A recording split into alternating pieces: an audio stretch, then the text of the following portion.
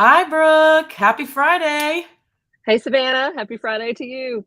Awesome. I want to welcome everybody to the event Dish. This is our third time meeting to speak about this, and we're just meeting weekly to talk about what goes right and what goes wrong with events. So thanks everybody to jumping on, and thanks Brooke for jumping on with me.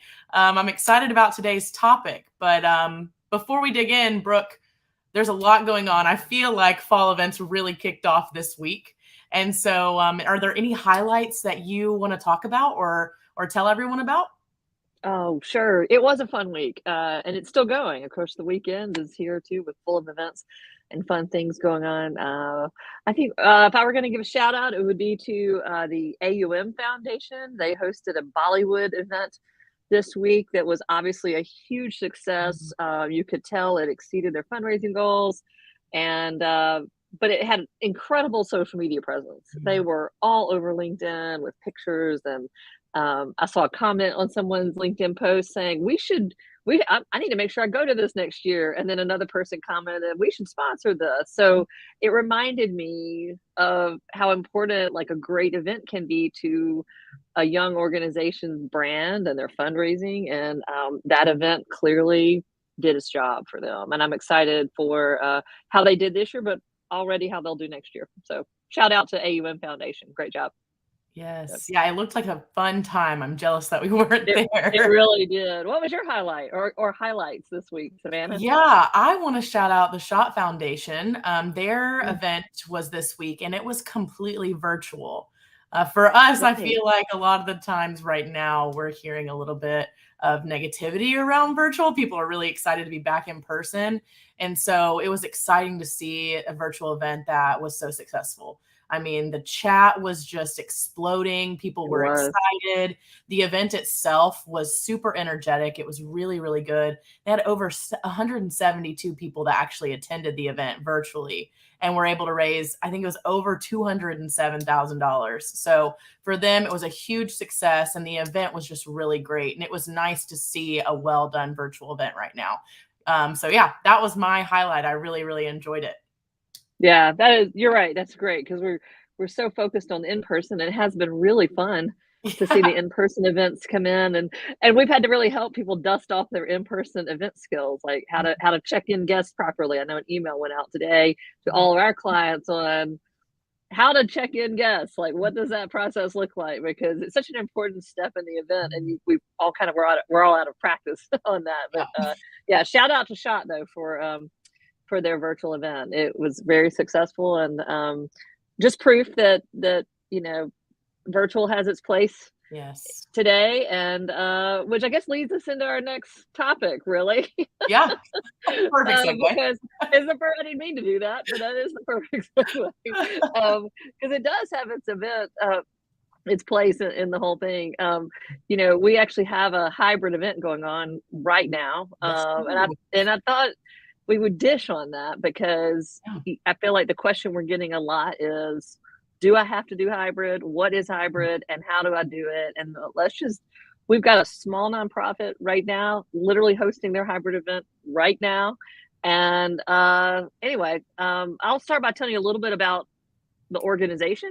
So Yeah. it's a small group, just a handful of staff members in Montgomery, Alabama, and they license Swell because they run a large gala event, and they've been a client for a long time, running this large gala event, and so we know that event well. It was in person this year, and that has already happened and been successful. And then, kind of out of nowhere, this event popped up. Savannah, you've been working closely with them. Tell us a little bit about the framework for this event that Yeah. we're going to talk about, and just like a little bit about just what the event is and how quickly it came up. Yeah. So this event is actually a little bit different than what we usually see. I feel like we're always talking about fundraising events.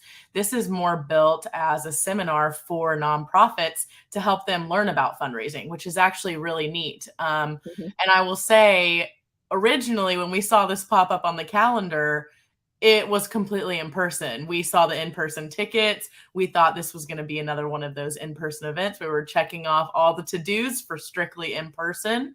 And we actually got a call this week from them saying they wanted to do a virtual component. So very last minute, but exciting that they wanted to incorporate that. I thought that, Brooke, maybe you want to talk about a little bit about what it would look like for a small nonprofit on a budget needing to put something together virtually really quick. We had a solution for Mhm. them. They were able to execute, and that's why it's running so smoothly today. But I'd love to hear just a little bit about that and what has to go into that for it to succeed. Yeah, absolutely. And I'm going to start by sharing my screen a little here just so you guys can see a bit of what we're talking about. It is a pretty fun process, but and I really have to. The first step would be their commitment to doing it. I thought that Yes. was sort of a big thing to take on at the last minute, and they did it. Yes. So how does that work? They already had their website live, which is here, and Mhm. I can't go to it because it's actually live right now. Yeah. So, it looked a lot like. Well, I'll just pull up another situation here. It looked a lot like. Sorry, guys. Yeah, it looked a lot like this. They had a page on their site that was selling in-person tickets, and so they very quickly added a virtual ticket to that. Mhm. Their in-person tickets were $50 and their virtual tickets are $35. And so they launched that and began to register guests for this $35 ticket. Mhm. What's really important in the Swell system is that, and that's how they did it in the Swell system. What's important about that is that our system sends two different emails, and Mhm. so they set up the two tickets.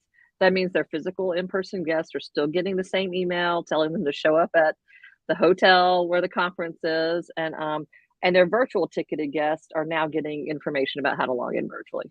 So Mhm. that's step one, and they did that really well. The next step, though, which is the one I think that most people are interested in, is how do they do the stream? Right. So they first, of course, call the hotel and they're like, "Hey, what do we do to live stream?" And they Mhm. get a quote for $8,000, which, by the way, seems really out of market. Maybe because of the last minute nature of it. 3,000 is about the market, in at least in their particular market for a live stream. Either way, that would have been too much, though. three Mhm. thousand or 8,000, it didn't matter. So they aren't going to outsource it to an AV company, and so they figure, well, we're going to do it ourselves. And they Mhm. call you, Savannah, and say, "How do we do this?" And so we do have that information on our help desk on how to do it, and there are several ways to do it. StreamYard, which is what we're using right now, is a really good path to broadcasting, and all. I like StreamYard a lot, but they use Zoom. And so what they've done is they set up Zoom and have I can show you their event now. Let's see here. And this is their event live right now. I'm not going to hit the play button. That's the stream coming through right there. And what they have set up right now in this room is they have their computer and there's a camera plugged into a computer. Those cameras run anywhere from $150 and up. That's just a really good webcam, essentially, that's probably set up on a very small tripod. It's plugged into their computer and it's the source for their Zoom. So they created a Zoom meeting, they use that as the source for the Zoom, and then they're broadcasting from Zoom to YouTube. Mhm. And there's an easy way to do that on Zoom. And then we're pulling that YouTube link back in here. And so Mhm. that's what we're watching, and that's how they're streaming it. Obviously, internet connection is really important. So I assume they may be paying for a little extra internet from the hotel. And so that's a really important element there. But that is their live stream setup, and they practiced it. They signed up this week.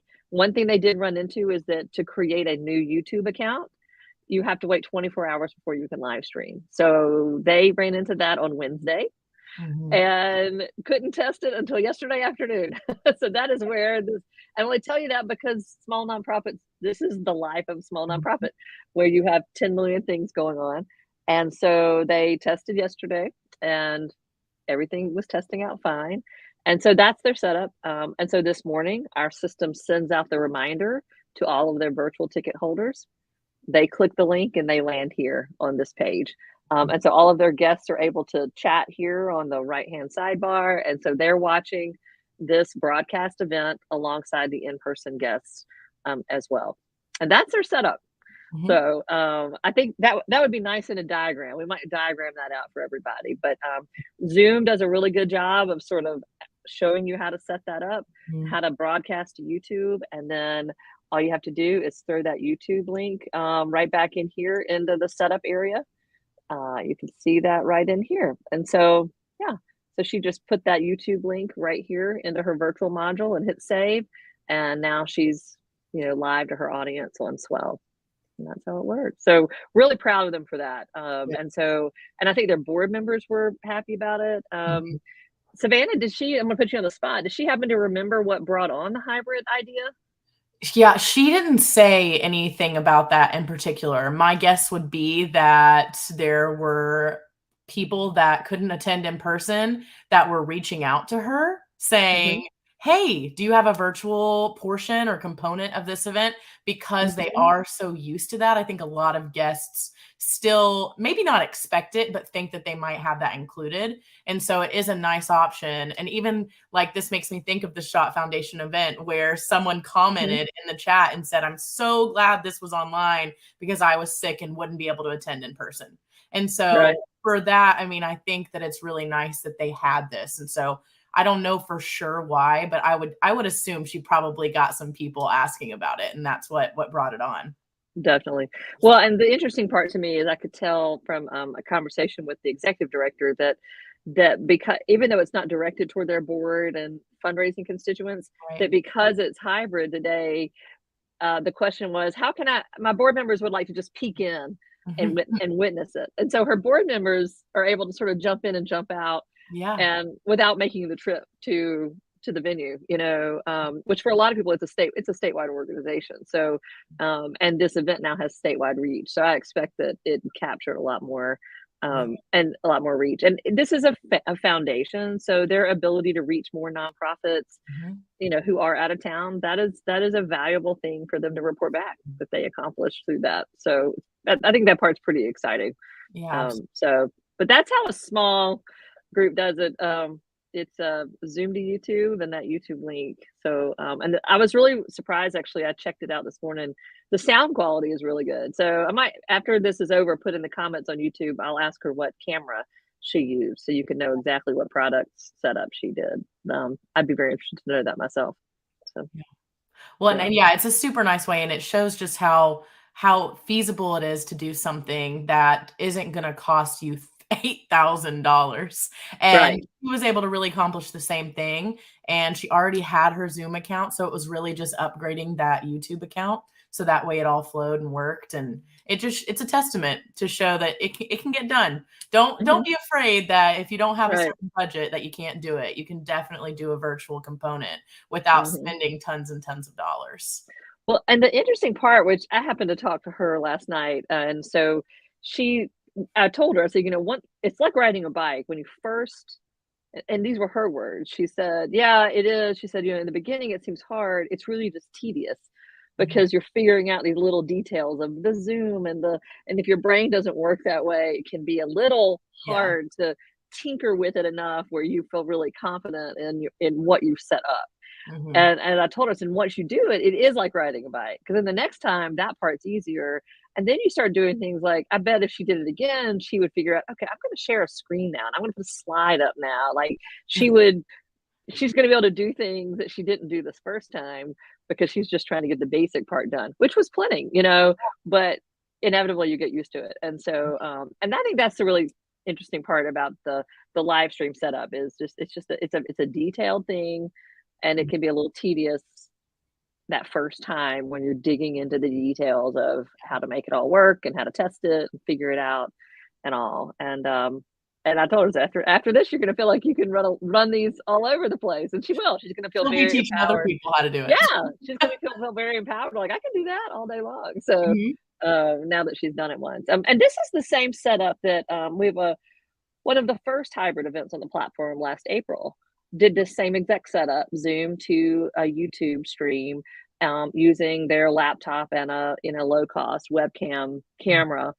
plugged in. And it doesn't have the same effect as a professional AV team with a high powered camera and all, and even multiple views. Okay, it doesn't, but you're a nonprofit, and if it's a small event for a nonprofit, you've checked an important box. It doesn't all have to be the Shot Foundation with a really highly produced virtual event. Right.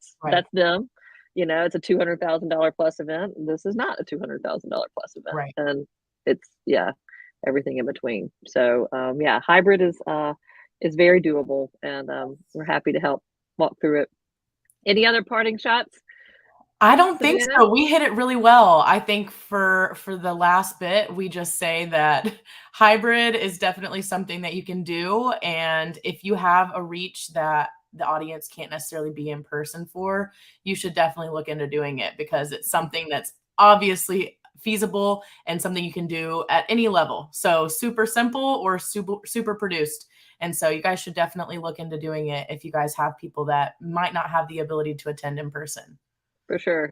And I guess our one tip would be, you don't have to wait until the week of. You're That right. would be There were if so we're many good things about this, but there. we would Yeah, say give yourself a little bit more time if you can. yeah. And I think they would say that too. For sure. Yeah, A little bit pressure is taken off if you start a week before, yeah, maybe. yeah. Doing it, but that, yeah, it makes a great story, but Yes. particularly because it was so successful today. But yeah, a little advance notice would help Absolutely. you a lot. So that might be the dish. Like, Yep. plan ahead, Start plan start ahead. start a little bit ahead of time. Yeah, absolutely. Awesome. Well, have a great weekend, Savannah. We have lots of events that we'll get to talk about next week, and hopefully not too many mishaps, but they always happen, right? It's They always do, even if they're small. We can't wait to talk to you guys next week, and I hope you guys tune in to see what it's about. all right. Bye. Bye. Thank y'all.